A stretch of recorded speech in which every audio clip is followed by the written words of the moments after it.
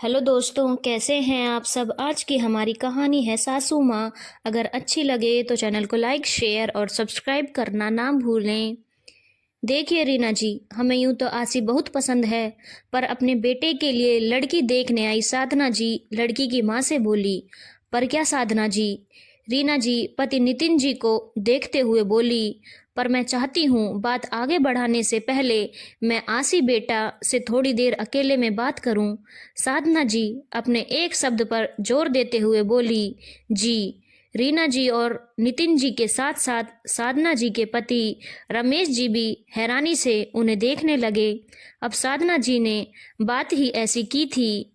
विवाह की बात करने पर लड़का लड़की को अकेले में बात करने के लिए छोड़ा जाता है, पर यहाँ तो लड़के की माँ लड़की से अकेले में मिलना चाहती थी।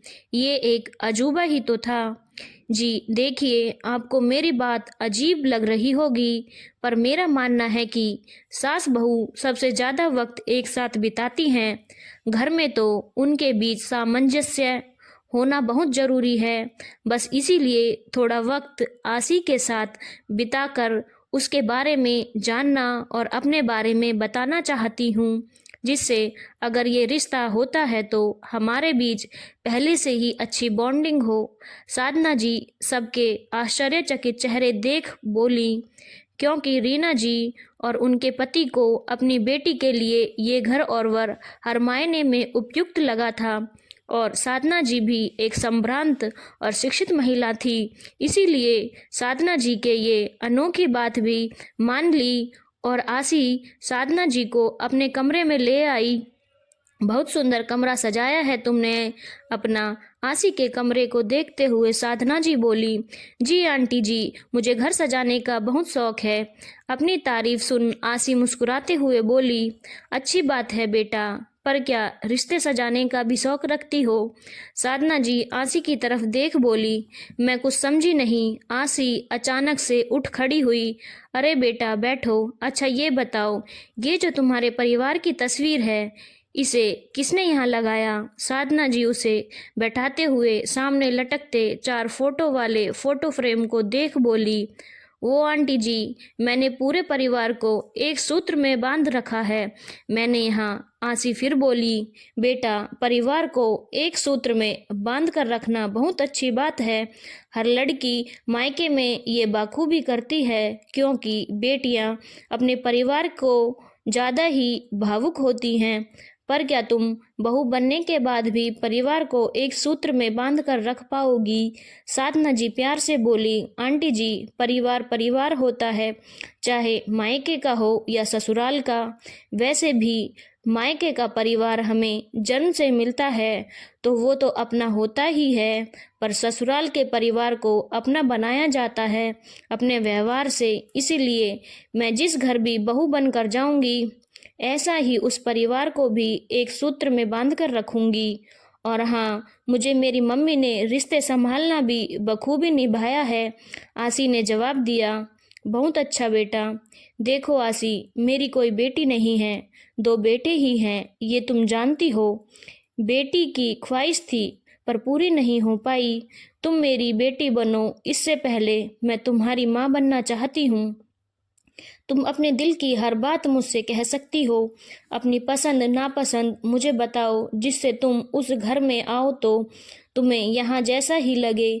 साधना जी बड़े प्यार से बोली। साधना जी का प्यार और अपनापन देख खुशी से आसी की आंखें भर आईं। आंटी जी, आप मुझे उस घर के हर सदस्य की पसंद नापसंद बताइए, जिससे मैं उस घर में जाऊं तो सबको खुश रख सकूं।